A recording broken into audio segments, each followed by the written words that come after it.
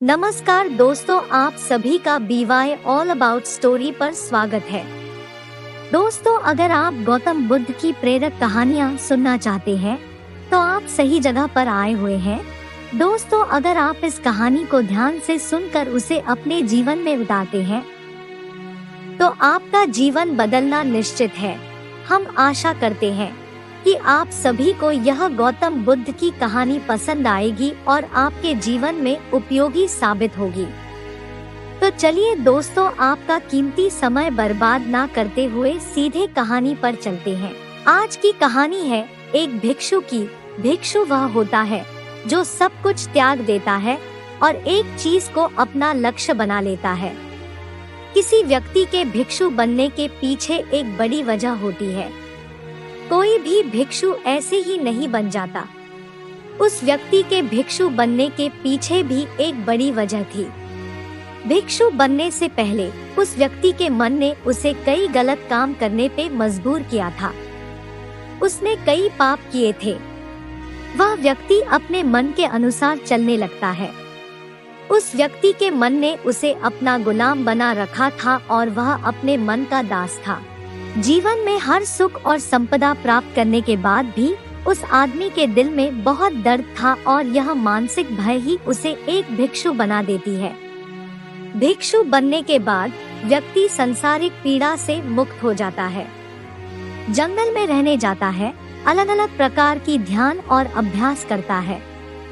भिक्षा से भिख मांग कर खाना खाता है और फिर अकेलापन और शांति से ध्यान करता है।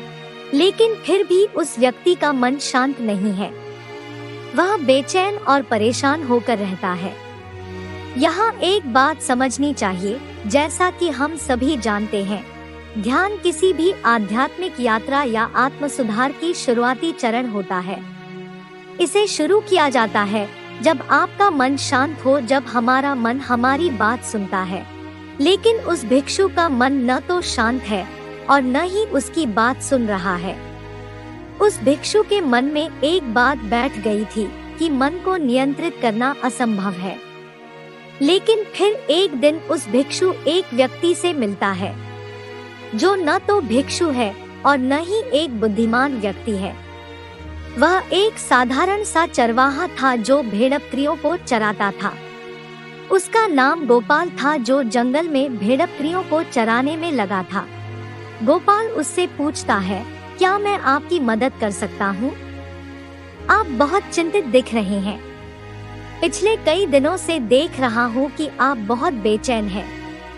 अगर आप चाहें तो मैं आपकी मदद कर सकता हूँ। भिक्षु ने गोपाल की बात सुनते ही हंसते हुए कहा, भला तुम मेरी मदद कैसे कर सकते हो? तुम संसारी हो और तुम मोह माया और संसार से जुड़े हुए हो।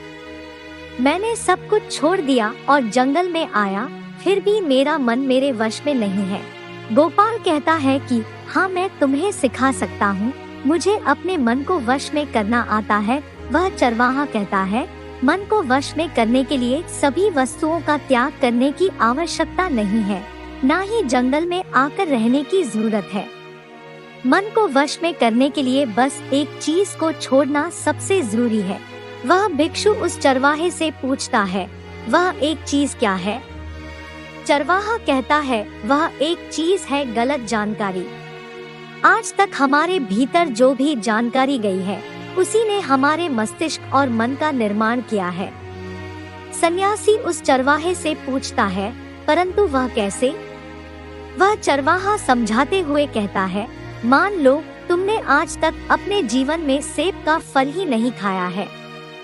तुम्हें सेब के स्वाद के बारे में कुछ भी नहीं पता, तो क्या तुम्हारा मन कभी सेब खाने को कर सकता है? नहीं ना। इसीलिए हमारे मन का निर्माण जानकारी से होता है। वह सन्यासी चरवाहे की बात से प्रभावित हो जाता है और कहता है, क्या तुम मुझे थोड़ा और विस्तार में बता सकते हो इसके बारे में? गोपाल भिक्षु को बताता है कि अगर तुम अपने मन को नियंत्रित करना चाहते हो तो मेरी बातें ध्यान से सुनो। तुम अपने मन को नियंत्रित कर सकते हो जब तुम अपने मन की जड़ों को देख पाओगे।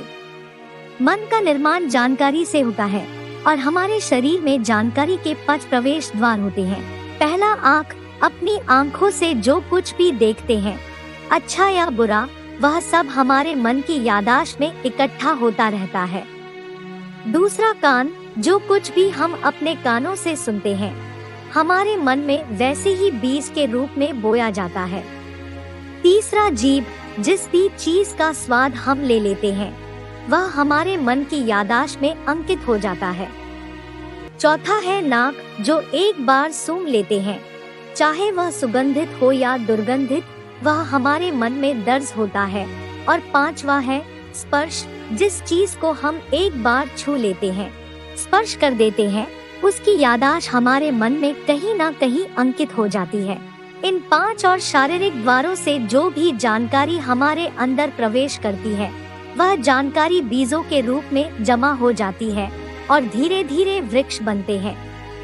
हमारा मन मिट्टी की तरह है जिसमें बीज बोए जाते हैं, और हमारी बुद्धि बीज बोने वाले किसान की तरह है। अगर हमारी बुद्धि गलत जानकारी के बीजों को सही जानकारी के बीज समझकर बो देगी, और भविष्य में जब वह बीज वृक्ष बनेगा, तो भविष्य में वह पेड़ खराब फल देगा। हमारा मन एक उन्नति के काबिल किसी खेती की तरह है, जिसमें हम जो भी बीज बोते हैं, वह हमारे अंदर उग जाते हैं। जैसे कि एक किसान ध्यान से सही बीज चुनकर उगाता है ताकि उसकी फसल भरपूर और फलदार हो, हमें भी अपने मन को सच्चे और सकारात्मक विचारों से सजाने की जरूरत होती है। जैसे कि एक माली अपने उद्यान की देखभाल करता है, हमें भी अपने मन की देखभाल करनी चाहिए, सच्चे विचारों, अनुभवों और जानकारियों से इसे पोषित करके। इस तरीके से हम अपने अंदर एक समृद्ध भावना, समझदारी और विकास के वृक्षों को खूबसूरती से फूलने देते हैं। तुम्हारा मन तुम्हारे बस में इसीलिए नहीं है क्योंकि तुमने पहले से ही अपने मन में बहुत सारे गलत बीज बो रखी है, और अब वह बीज बड़े वृक्ष बन चुके हैं। वह सन्यासी उस चरवाहे से पूछता है, अब मैं क्या करूं? क्योंकि अब तक मैंने बहुत सारे गलत बीज बो डाले हैं और मैं उन्हें उखाड़ नहीं सकता। गोपाल भिक्षु से कहता है, तुम अब तक अज्ञानता और अनजाने में गलत बीज बो रहे थे, लेकिन अब से सच्चे मन से सही बीज बोना शुरू करो। अगर अंदर हजारों गलत बीज हैं, तो क्या हुआ, अब तैयार हो जाओ लाखों सही बीज उगाने के लिए। तुम्हें बस ध्यान देना होगा, यह देखना कि इन 5 द्वारों के माध्यम से तुम्हारे अंदर कौन सी जानकारी जा रही है, और जो जानकारी आ रही है वह सही है या नहीं। भिक्षु पूछता है, यह कब तक करना होगा? गोपाल कहता है, पूरी जिंदगी। जैसे तुम हर दिन अपने पेट को अच्छा खाना देते हो, ठीक उसी तरह हर दिन अपने मन को भी अच्छी जानकारी और सही विचार दो। जीवन में हर दिन, हर पल तुम्हारे सामने 2 विकल्प होंगे, जिनमें से एक सही होगा और दूसरा गलत, लेकिन तुम्हें हर बार सही विकल्प का चुनाव करना होगा।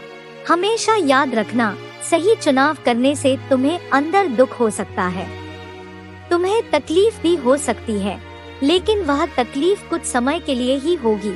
तो चाहे अंदर तुम्हारे कितना भी दर्द हो, तुम्हें हर बार सही विकल्प का चुनाव करना होगा।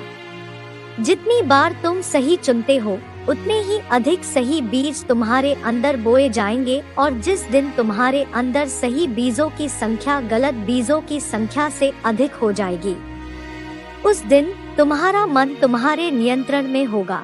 लेकिन उस दिन के लिए तुम्हें आज से ही अपने प्रयास को जारी रखना होगा। भिक्षु गोपाल के बातों को समझ जाता है। अगर आपको यह कहानी पसंद आई हो तो इसे अपने दोस्तों और परिवार के साथ भी शेयर करें, और हमारे चैनल को सब्सक्राइब अवश्य करें। नमो बुद्धाय। धन्यवाद।